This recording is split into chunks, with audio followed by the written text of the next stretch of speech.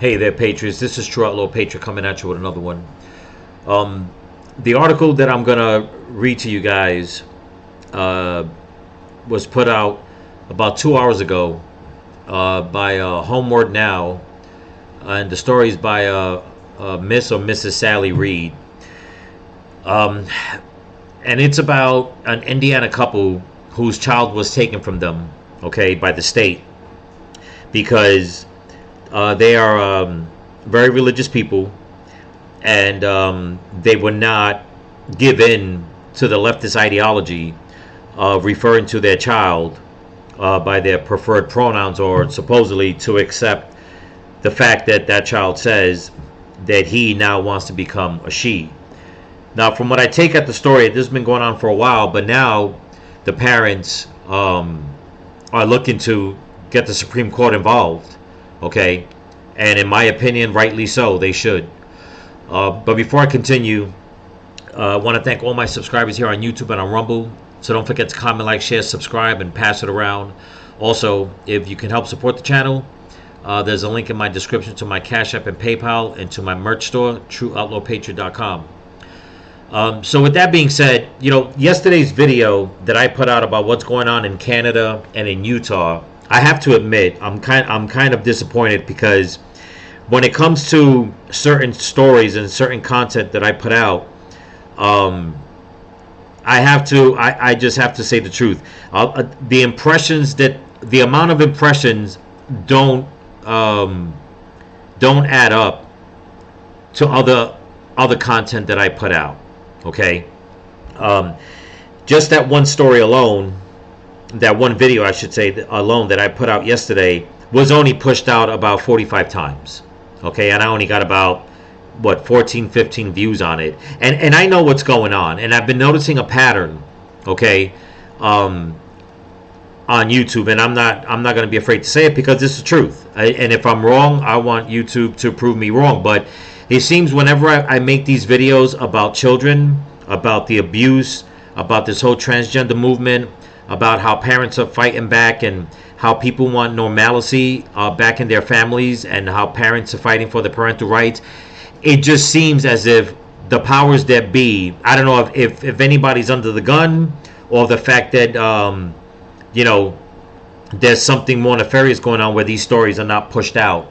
Whereas I'll put out a video on something else, and I'll get I don't know, anywhere between 10 and 20,000 impressions being pushed out, and I get a lot of views and a lot of subscribers. But that's neither here nor there, so I'm going to leave it. I'm still going to keep pushing out, okay, this information, because at the end of the day, anybody that knows me, anybody that's been following me, like I've always said, when it comes to kids, my attitude is hands off the kids. Okay, I don't care. It could, whoever it is, it could be from the Pope to the president to a congressman. I don't care. Okay, when I see and I feel that a child is being abused, okay, I'm gonna say what I have to say, and that's it. So with that being said, I'm going to read this article so everybody knows what's going on. And the reason why I bring up yesterday's video on Canada and Utah, if you go back and watch it, I gave a fair warning about how the powers that be are after the kids. And I've been saying this for months. Okay. I even went as far yesterday to say that, that this is not a battle against, flesh and blood. It's a spiritual battle. And the enemy will do anything to separate people from the church and to separate families, because the enemy knows that that's all God, that we're all God's creation. Okay? And anything that is good for God, the enemy will use any means and anyone to come in between that.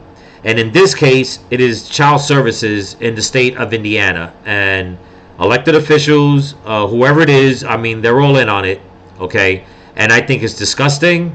I think it shows a lot of this leftist ideology that wants to separate children from their parents if their parents don't cave in to that leftist mindset.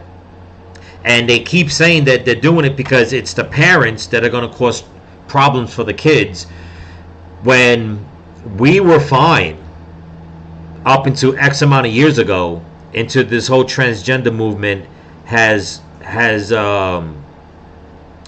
come onto the scene, and it's exploding like a plague. Okay, and now here we are. People's kids are being taken away because parents don't want to address their children the way society wants them to be addressed, the way society brainwashes them, the way the school boards brainwash them, the way teachers brainwash them, the way political officials brainwash them. And people need to take heed of what's going on. Okay? People need to take heed of what's going on. But with that being said, let's start this article. I have to go through it. It flips over to a couple of pages, but it says Indiana parents lose custody for misgendering child. Indiana parents lose custody for misgendering child. A recent custody decision in Indiana has raised concerns among parents nationwide. An Indiana couple lost custody of their child after declining to use the child's preferred pronouns. The parents warned that similar rulings could occur nationwide as gender issues emerge. I agree. This is something that a lot of people need to pay attention to, okay? If you think this is going to be just a one-off, it's not. It's going to get more rampant and more rampant, and let me tell you something. This is a setup for destruction, okay? When it comes to parental rights, when it comes to the nuclear family, when it comes to separating children and people from God, from the church, from their faith, their belief, okay? And I wonder, and I express this specifically, I wonder if there are any other parents out there other than Catholic and Christian that have other religious beliefs, if they're in the same situation, if their children are being taken away from them also. And I say that because I feel that this is all part of an attack on Christianity, okay? Where the powers that be weren't hatched. I mean, some would think they are, because some think that they're evil snakes and stuff. But it's like, are you only attacking Christians on this? Okay? And if so, why? I mean, there's many reasons what we can think about on what the reason is. But it just seems like it's been more and more and more of attack on fundamental Christian values, the Christian home, the nuclear family, the nuclear Christian family, and it just won't stop. It just won't stop. And the people that are in charge, that are for this, okay, like I said yesterday, and not just to them, to everyone, you need to really get right. Because if what you think is doing, if you think this is out of love, you're fooling yourself, you're lying to yourself, and you're lying to everybody else. And you know for a fact this has nothing to do with love. But let's continue. Mary and Jeremy Cox are devoted Catholics who believe that God creates each person as either male or female, as stated in their religious doctrines when their son came out as transgender in 2019 and asked to be called by a female name and pronouns. The Coxes felt they could not affirm this identity due to their faith. True, I stand with them 100%. However, they still loved and supported their child. The Coxes provided counseling and medical care to address their child's mental health and eating disorder during this difficult situation. Now, here's the thing. First of all, they say that all of this transgender movement has to deal with a dysphoria. Okay, if a parent doesn't go and address this with a psychologist, psychiatrist, or medication, whatever, a lot of things that I'm against, they'll frown upon the fact if a parent wants to do this their way, because they feel that God's grace will rescue their children. And I believe that 100% myself. Okay? But it's as if, no.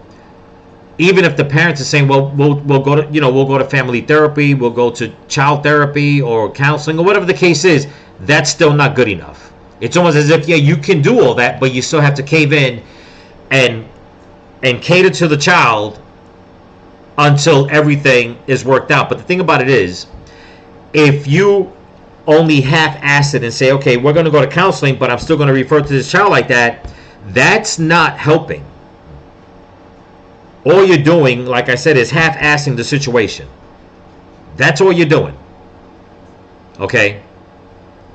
So anybody that thinks that, you know what, let's just keep doing what the child tells us to do, they're wrong, because it's like, okay, and where do the parents stand? Okay? I could understand if the child was already of age of, now it's an adult and moved out and the parents didn't agree, then right there, it's like, well, there's nothing anybody could do about it. Neither the government, neither the parents, neither their child, because the child's an adult. But as long as that child is a minor, is a child, that is their child. For the state or the government to step in and say, you know what, since you don't want to cater to your child in the way that we see fit, we're going to snatch your child from you. Which, in my opinion, it's kidnapping. But I digress on that. Anyway, where was I? The Coxes felt they could not affirm this identity due to their faith. Okay. However, they still loved and supported the child. I'm going to go back a little bit, people. The Coxes provided counseling and medical care to address their child's mental health and eating disorder during this difficult situation. They agreed to call their child by the nickname A to find a compromise. You see, even the parents, and that's what loving parents do, they try to come to a compromise, but they know what they know and they feel was best for their child, because in my opinion, people are giving in too much to this whole transgender movement. I mean, it is so explosive in the US, okay, that it's not even about, it's not even about making a joke or a meme that it's something in the water. It's got to be this, it's got to be that. No, let's call it for what it is. There are a lot of wicked people in high places that are pushing for this agenda. Okay? They are literally pushing for this agenda. And the fetish that they have to push this on kids is straight up demonically evil. That's it. There's no beating around the bush. There's no such thing as this is, they don't want you to say that this is a fad that's going on in society.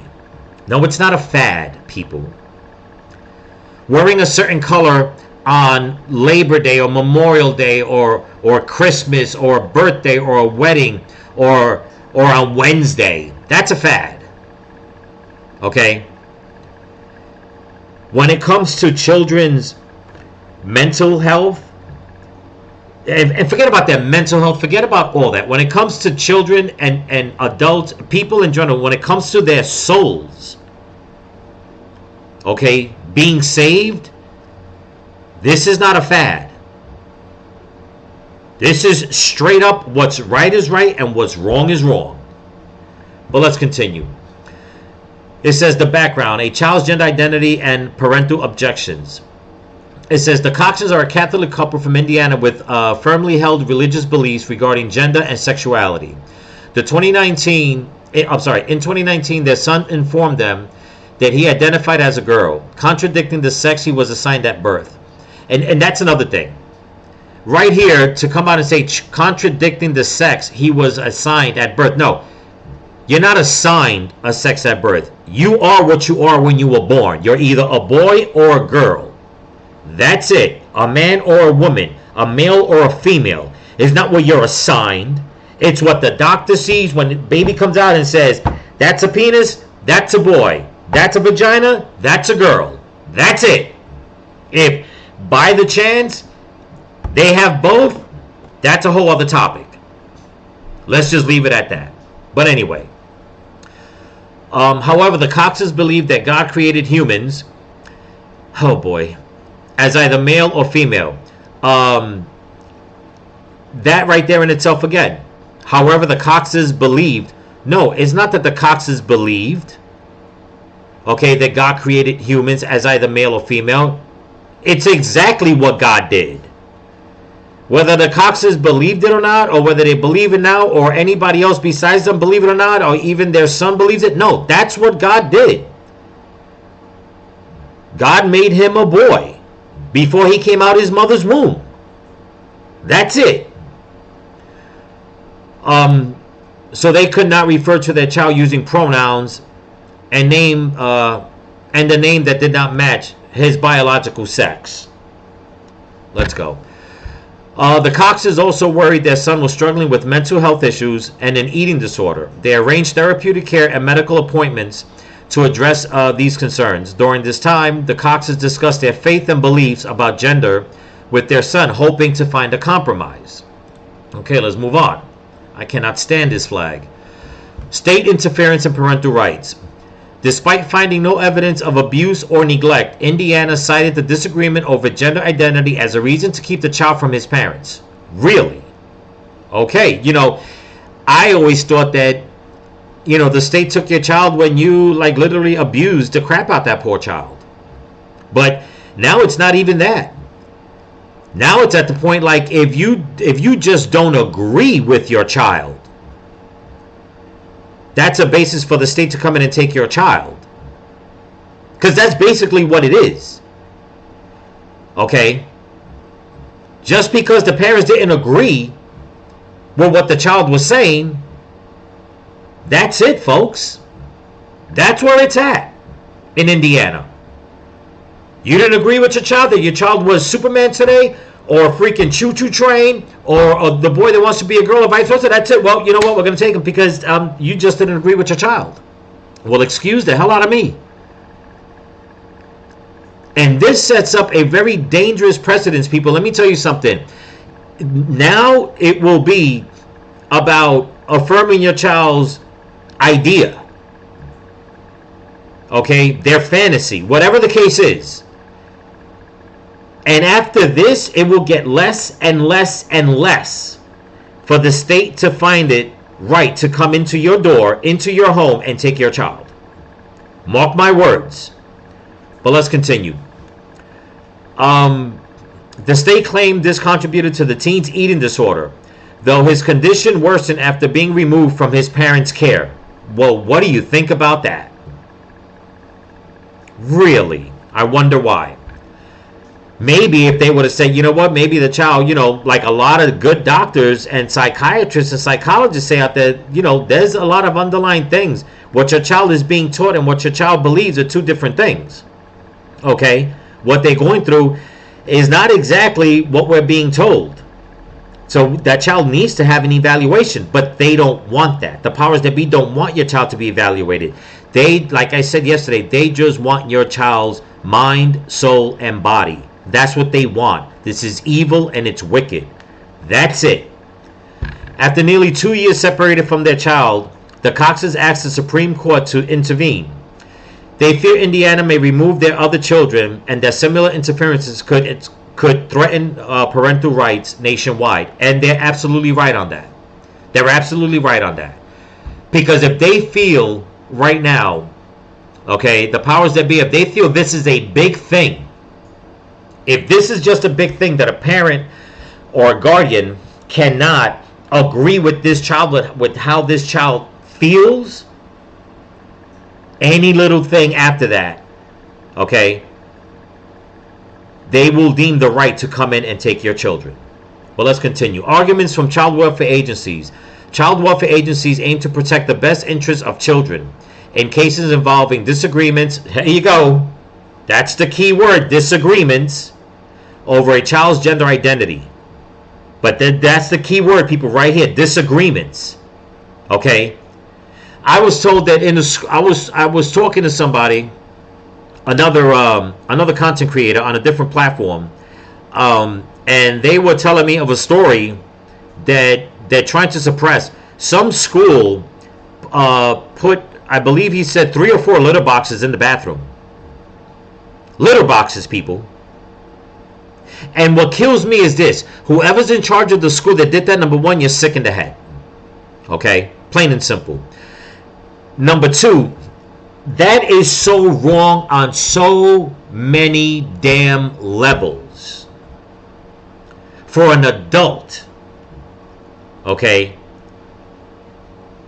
to agree with students, minors, children, that they want litter boxes in the bathroom, and they say, okay, I mean, I don't even have to explain how wrong that is. Anybody could look at that. I mean, the first thing that came to my mind was like, it wasn't even about what state of mind the children are, what state of mind the grown-ups are, anything like that. What's going on at home? What's the child being taught? The first thing in my mind was the obvious. Who in the hell is going to clean that litter box?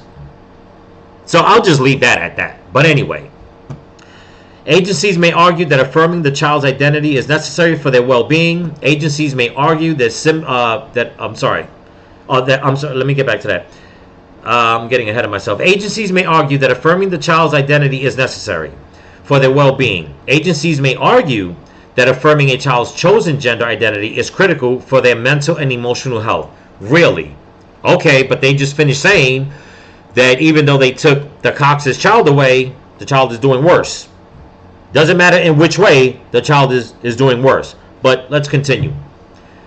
Failing to do so can lead to distress, depression, and other issues. By placing the child in a home that affirms their identity, indoctrination centers, in my opinion, agencies believe they are acting to support the child's healthy development. Parents may argue that their religious beliefs prohibit affirming a child's transgender identity, which is true. I agree on that. But now here's the thing. Let me go back a little bit. That the parents themselves said that we try to come to a compromise while we, try to go to therapy and stuff like that. Okay? And that wasn't good enough for the state. No, they rather take the child, and they say right here, by placing the child in a home that affirms their identity. So how does that help the child? All you're doing is giving into the child, giving them what they want. So in other words, the parents lose. No matter what they lose, the state wins. The evil powers that be win. Okay? The enemy wins. Okay? Let's move on. Oh boy. Compromise and counseling were attempted. In some cases, agencies work with families to find a compromise before removing a child from the home. They may argue that counseling and other interventions were attempted to address the disagreement and allow the child to remain with their parents. Overall, child welfare agencies aim to balance parents' rights with a child's basic needs. Now, that's supposed to be the way it works. But that is not always the case, especially in this day and age. There are horror stories of child welfare agencies all around the country superseding their authority and ripping families apart. And I know people personally who had their lives destroyed because their children were falsely taken away from them. Okay? I have a very dear friend, okay, who for things that she had nothing to do with, and it's a whole other topic because there's a lot of little things that added to why Child Protective Services took her children, but all it did was destroy her life. That's all she had left, and it destroyed her life. But put two and two together, you'll figure it out. While removal from a loving home is an extreme last resort, agencies may see it as necessary to protect a child's health, safety, and development when there are irreconcilable disagreements over their care. First of all, there's always going to be situations like that. As time goes on, children learn to basically come to an understanding of where their parents are coming from. Okay? Children will always argue with their parents. I don't care how rich, how poor, how black, how white, how religious. No. Everybody knows children will be defiant no matter what. But when you set up a child in a defiant atmosphere, which is what's happening right now in this country and in other places around the world, mostly Western countries, when you give them that pack mentality, this is where we end up. Okay? When you have the indoctrination centers in school and all kinds of, organizations, okay, communities, communities and stuff like that, of course the child's going to rebel even more, because now they feel that I have somebody's back. They love me. But statistics have showed people that have detransitioned, or I should say come back to normality, okay, even they come out and say that they were coerced into it. And they were treated worse when they decided to basically come back to normality and go back home. Okay? Those are facts. But those are facts that they don't want you to see. They want you to think that 100% of children that decide to change their gender identity is 100% happy. That is not the case, people. Do not let the powers that be tell you otherwise. But let's continue. Especially, you see this when you got stuff like this. These are grown-ups indoctrinating children. I am sorry. That is just the way it is. And shame on these grown-ups for doing this. You are leading your children down a spiritual battle. How can I put this? You are engaging them and leading them into a spiritual battlefield. Okay? Anyway, arguments from parental rights groups. Parental rights groups argue that the state overreached in removing the child from his parents' custody. I agree. Religious freedom advocates claim that the state infringed on the Cox's First Amendment rights to freely exercise their religion by removing their child due to their religiously informed views on sexuality and gender. You know, I'm trying to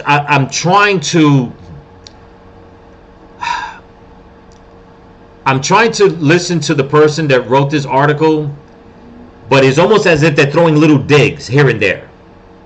Okay? I'll read that again. It says First Amendment rights to freely exercise their religion by removing their child due to their religiously informed views. It's not religion. Oh my God. You know what? I'm gonna skip making a comment on that. They argued that the state should not be able to interfere in private religious matters within the home. Removing a child from fit parents due to their religious beliefs sets a dangerous precedent. These groups warn, once the initial investigation was completed, the state found no evidence the Coxes had abused or neglected their child. So then why the hell does the state still have the child? Why the hell is the state separating the child from the family? Let the family be a family. This is the reason why we have so much separation. This is the reason why we have so much chaos in the streets. This is the reason why you have young people going into parades and shooting up on other people. You're destroying the nuclear family.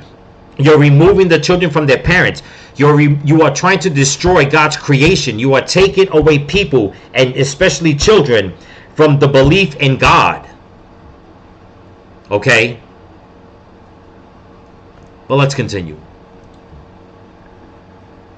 It says lack of scientific consensus. Some groups point out there is no scientific consensus on treatments for gender dysphoria in minors. They argue that the state should not be able to force parents to affirm a child's gender identity when there are disagreements over the best way to support the child. Parental rights groups warn that if this decision is upheld, it could have far-reaching consequences. 100% I agree. Allowing states to remove children from parents who do not agree with a child's perception of their gender. They argue this would be an unacceptable infringement on parental rights and religious freedom. 100% correct. 100% correct.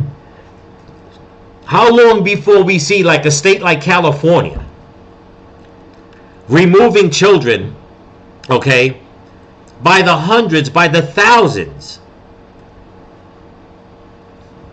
How long, people?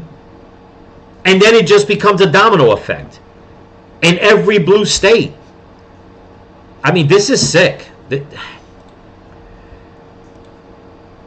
I mean, look at this. Let's continue, man. Okay, the impact on the child caught in the middle. The child at the center of this controversial case is in an unenviable position. Excuse me. Caught between the opposing views of his parents and the state. Though the allegations of abuse and neglect against the Coxes were found to be unsubstantiated, the teen was still removed from their custody due to officials' claims that the disagreement over his gender identity was distressing and contributed to his eating disorder. But they just said that once they took the child away, that it got worse. I mean, which one is it here? Okay. However, according to the Coxes, their son's eating disorder worsened after he was taken from them and placed in a home that affirmed his preferred gender identity. And to tell you the truth, I rather believe that, and I'll tell you why. Because of this whole fat, the whole fat phobic agenda that's going on, the whole agenda of it's okay to be overweight. So I would have to think that if this child was put in another home that says we're going to agree with whatever you want to do, it goes hand in hand with the fact that they probably told the child, you know what, get as fat as you want to get, be as unhealthy as you want to be. Okay. Now some people may get mad at me for saying that, but I'm not trying to pick on anybody that's overweight. Okay. But even people that are overweight will agree that, you know, at some point, you got to be very careful with that, especially with a child. Especially with a child. Everybody's trying to watch their weight, watch what they eat, what they think, what they drink. They're trying to do the right thing. This has nothing, I'm not trying to fat shame anybody or skinny shame anybody or anything like that. But everybody will agree that at some point, this is not something that you just let go and that's it. You just can't do that. Okay, especially in children. Where was I? Okay, they argue that keeping a child away from loving parents due to ideological differences is unjustified and causes undue harm. Undue harm. Okay, I believe that 100% also. The removal of a child from their biological parents' home due to disagreements over gender identity raises serious concerns regarding parental rights and government overreach. According to Beckett, a non-profit religious freedom law firm representing the Coxes, the state's actions constitute a violation of the First Amendment rights of parents to determine the religious upbringing of their children. The implications of this case extend far beyond the Cox family. As the Coxes themselves have warned, if this can happen in Indiana, it can happen anywhere. 100% agree with that. If the Supreme Court does not review the lower court's decision, it could embolden more states to remove children from their parents' custody due to disagreements over gender identity or other issues. There you go. Okay, it's true. Any little thing they'll find and say, this is a means for us to come in and take your child. Okay? And then it'll be other people that have no clue what's going on in the house that, and I'm going to say it straight out. Okay? There's going to be a lot of pedophiles out there that are going to be watching, and what happens 9 out of 10 times when child services come is because somebody anonymously made the phone call. And you will find a lot of pedophiles out there that if a law passes for child services to go and take away a child because of that, they'll use that to their advantage. Okay? They'll use that to their advantage. Okay. What this means for other states. As the Cox case makes its way to the Supreme Court, its implications extend far beyond Indiana's borders. Should the court decline to hear the case or rule in favor of the state, the decision could embolden other jurisdictions to follow suit. The outcome of this case may determine whether those states can remove children from homes where parents decline to affirm a child's transgender identity due to sincerely held religious beliefs or concerns over mental health and well-being. Okay. Legal consideration in cases of misgendering. In cases involving the misgendering of children, legal complexities arise regarding parental rights, child welfare, and First Amendment protections. Parental rights are not absolute, and states may intervene to protect the health and welfare of children. Religious freedom is protected under the First Amendment, but those rights are not unlimited, especially regarding the care of dependents. Parents cannot deny a child's life-saving medical care based on religious beliefs, for example. However, disagreements over a child's gender identity and pronouns are more ambiguous. Oh boy. The effects of misgendering on transgender youth. According to researchers, repeated misgendering and refusal to affirm a transgender youth's identity can have severely damaging psychological effects. Repeatedly referring to a transgender child by a name and pronouns that do not align with their gender identity is a form of emotional abuse and rejection by their parents or caretakers. I'm going to have to disagree on that 1,000%. There's many reasons why, but let's continue. This rejection and abuse can exacerbate feelings of anxiety, depression, and low self-esteem in transgender youth. According to a study in the Journal of Adolescent Health, transgender youth who are not supported in their gender identity have a much higher risk of depression, substance abuse, and suicide. Ding, ding, ding, ding, ding. There you go, people. The key word, suicide, is what they always come up with. But let's continue. And this is where it gets good. Okay? And I don't mean good in a good way. I mean good that they're going to, this is how they're going to keep pushing this. Okay? In other words, for parents to give in. How parents can support their transgender child. Parents can provide crucial support for a transgender child in several ways. First, they should express unconditional love. I believe every parent should do that regardless. And acceptance of the child for who they are. Really? Okay, this is the slippery slope, people. Using the child's preferred pronouns and name affirms their identity and shows respect. There you go. They're telling you, in other words, basically, just give in. That's it. Once the child comes out and says it, that's it. You lost. Just give in, because that'll show how much you love them. That's it. Parents should advocate for their children. This is, I'm telling you, listen to this. Parents should advocate for their children and help them feel comfortable expressing their true selves. This includes allowing the child to dress and present themselves in a way that matches their gender identity. Parents should use correct pronouns and names in all areas of the child's life, including at home, school, and in the community. See what they're doing, people? It's not anymore about, well, we'll work with you, but until we find a solution, just do this, this, this, and this, so we can make the child feel comfortable. Once you give into that, that's it. You're done. You're actually helping your child. Okay? Move to that side of the aisle. But let's continue. Oh boy. Legal protections for transgender youth. What about the legal protections for parents? Transgender youth face legal discrimination and barriers to essential resources and support. Several states have passed laws aimed at protecting the rights of transgender minors and ensuring their access to healthcare and safe environments. You know, the more states do this, this is why I put out the video yesterday in Utah, that the school districts, many of the school districts, they are, number one, coercing them into this lifestyle. Number two, helping them to keep it a secret from their parents. So all this is working together in tandem. Okay? The state's working with whatever school districts are going to bite, and they're working with them. That's my opinion, and I think I'm 100% on that. But anyway, some states prohibit discrimination against transgender students in schools and ensure their right to use facilities that correspond with their gender identity.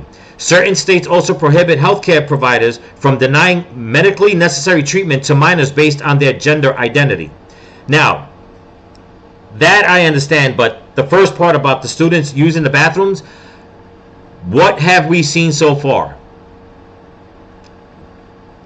A lot of children have ended up becoming a victim in the bathrooms.